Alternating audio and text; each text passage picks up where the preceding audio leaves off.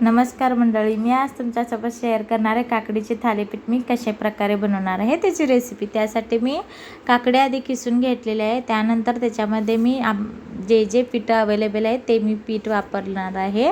त्यामध्ये मी त्याच्यामध्ये वापरलेले आहे गव्हाचं पीठ थोडं वापरलेलं आहे, ज्वारीचं पीठ वापरलेलं आहे, त्यानंतर बाजरीचं पीठ पण थोडं वापरलेलं आहे, डाळीचं पीठ पण वापरलेलं आहे आणि जिरे पावडर थोडीशी वापरलेली आहे आणि ओवा पण थोडंसं हाताने बारीक करून ते पण त्याच्यामध्ये घालून घेतलेलं आहे। मिरचीचा ठेचा पण थोडा वापरलेला आहे आणि नाचणीचं पीठ पण होतं म्हणून मी नाचणीचं पीठ पण वापरलेलं आहे।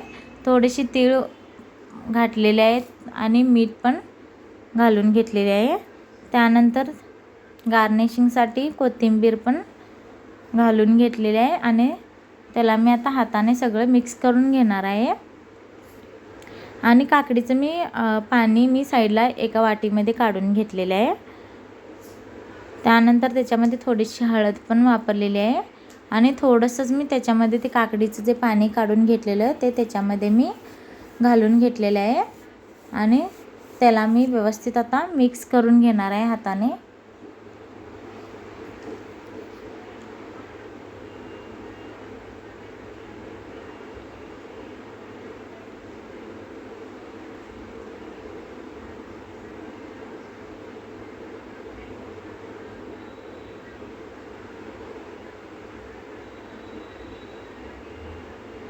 बघा, लय पाण्याची पण गरज नाही पडत, त्याला पाणी वगैरे वापरायचं नाही कारण की काकडीला आधीच पाणी सुटते, म्हणून त्याला पाण्याची काय गरज लय लागत नाही। बघा मी अशा प्रकारे मळून घेतलेलं आहे आणि त्याला मी 10 मिनिटं मी साईडला ठेवलेलं। त्यानंतर 10 मिनिटानंतर त्याच्यामध्ये मी कोथिंबीर ताजी होती म्हणून मी आणि थोडीशी वापरली आणि ते पण त्याच्यामध्ये व्यवस्थित मिक्स करून घेतले पिठामध्ये। आणि तिकडं मी तवा गॅसवर गरम होण्यासाठी ठेवलेला आहे, त्याच्यामध्ये तेल पण थोडंसं घालून ठेवलेलं आहे गरम होण्यासाठी। त्यानंतर कॉटनचं कापड मी त्याला ओलं करून मी त्याच्यावर मी हाताने थापून घेत आहे। बघा अशा प्रकारे मी थापलेले आहे हाताने। आता ते मी तव्यावर घालून घेणार आहे। बघा, तुम्ही डायरेक्ट तव्यावर जरी थापून घेतलं तरी चालतंय। बघा मी हाताने पण जरा व्यवस्थित थापून घेत आहे। त्यानंतर त्याच्यामध्ये मी थोडंसं तेल वापरणार आणि साईडनं पण मी तेल घालून घेणार आहे चमच्याने। आणि तिकडं ते भाजत आहे तोपर्यंत मी दुसरा पण इकडं मी गोळा थापून घेत आहे थालीपीठचं आणि 2 मिनिटांनी मी उलटण्यानं परतून घेत आहे।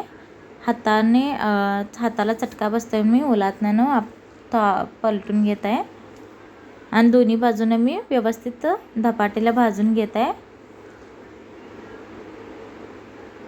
बघा किती छान मस्त असं झालेलं आहे। इकडं बघा मी हे थालीपीठ तयार झालेलं आहे। आता दुसरा पण मी तव्यावर असंच घालून घेतलेला आहे।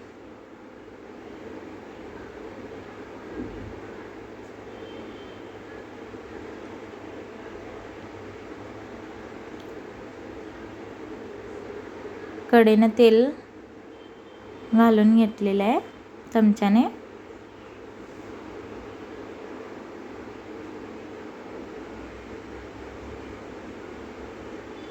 लहान मुलं पण आवडीने खातील, मस्त पौष्टिक पण आहे, हेल्दी आहे। बघा अशा प्रकारे बनवू शकताय तुम्ही पण।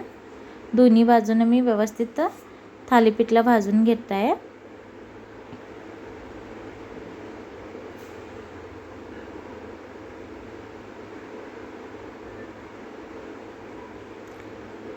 थालीपीठ आता दह्यासोबत खाऊ शकता। हा जर